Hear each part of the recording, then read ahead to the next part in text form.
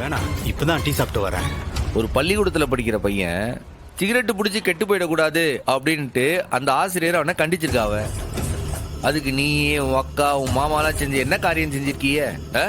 அந்த question paper bundle காணாம போனதுக்கும் உனக்கும் சம்பந்தம் இல்லைன்னு என்ன நம்ப சொல்லுதியா நீ? இல்ல எனக்கு அது தெரியாதுன்னு நினைச்சியா? பாருங்க, நீங்க செஞ்ச அந்த காரியத்துல என் தங்கச்சியுடைய ஆசிரியர் வேலை வேண்டாம் போவோம். அது போனா கூட பரவாயில்ல, இன்னொரு வேலை பார்த்துக்கிடலாம். ஆனா இப்பதான் அவ கர்ப்பமானா தலைச்சம்புள்ள ஆசை ஆசையை எம்பிட்டு கனவோட இருந்தா தெரியுமா? நீங்க பண்ண கூத்துல அந்த அதிர்ச்சியில அந்த கர்ப்பமே கலைஞ்சு போச்சியா. ஆஸ்பத்திரியில இருந்து வீட்டுக்கு கூட்டு வந்தா குழந்தை போனதை கூட நினைச்சு அவன் வருத்தப்படல. கொஸ்டின் பேப்பர் காணாம போனதை நினைச்சுதான் அவன் இன்னும் வருத்தப்பட்டு இருக்கா. நீங்க பண்ணதுனால அந்த ஸ்கூலுக்கு தானே கெட்ட பேரு. ஊர் முழுக்க ஸ்கூல் பேர் தானே கெட்டு போயிருக்கான். அங்க படிக்கிற மாணவர்களுடைய படிப்பு என்ன ஆகும்? அதை பத்தி யோசிச்சு பாத்தீங்களா?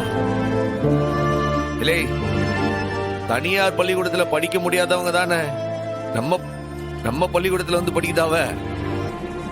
நீங்க செஞ்ச இந்த வேலையினால அந்த பள்ளிக்கூடத்தை இழுத்து மூட போறாங்க தெரியுமா உனக்கு? என் தங்கச்சிய பழி வாங்குற நினைச்சுக்கிட்டு அத்தனை பிள்ளைங்களோட எதிர்காலத்திலே மண்ணலி போடுது. இல்ல இது நியாயமா? எல்லாம் படிக்க முடியாம எல்லாம் வேலைக்கு போக போகுதுங்களே, சரியா உனக்கு? உன் அக்கா மாமா மாதிரி தானே அங்க இருக்க அத்தனை பிள்ளைங்களா? அது யோசிச்சு பாத்தியா நீ? சார், நான் என்னவோ நினைச்சு செஞ்சுட்டேன். அது இப்படி ஆகி போச்சு சார். தயவு செஞ்சு என்ன மன்னிச்சிருங்க. நான் பெரிய தப்பு பண்ணிட்டேன். அக்கா மேல வச்ச பாசம் என் கண்ணை மறைச்சிருச்சு சார். இப்ப நான் என்ன சார் செய்யணும் சொல்லுங்க சார். பாரு, காணாம போன அந்த கொஸ்டின் பேப்பர் பண்டில் திரும்ப கிடைச்சாகணும். அது எங்களுக்கு வேணும். அம்புட்டு தானே சார்? சார், நான் ஆட்டோல தான் சார் வச்சிருக்கேன். இதோ உடனே எடுத்துட்டு வந்துடுறேன் சார். ஒரு நிமிஷம் இங்க பாரு சார். அந்த கொஸ்டின் பேப்பர் மட்டும் கிடைச்சா பத்தாது. நீயே நேர்ல வந்து கல்வித்துறை ஆபீசருங்க கிட்ட நடந்த எல்லா விஷயத்தையும் சாட்சி சொல்லணும். சார், என்னை எதுவும் ஜெயில எதுவும் போட்டுருவீங்களா?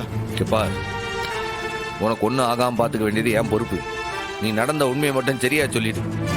நீயே சொன்னாதான் அதெல்லாம் நம்புவாங்க. உனக்கு எதுவும் ஆகாம நான் பாத்துக்கிட்டேன். போய் எடுத்துடும். சரி, நான் எடுத்துட்டு வந்துடுறேன் சார்.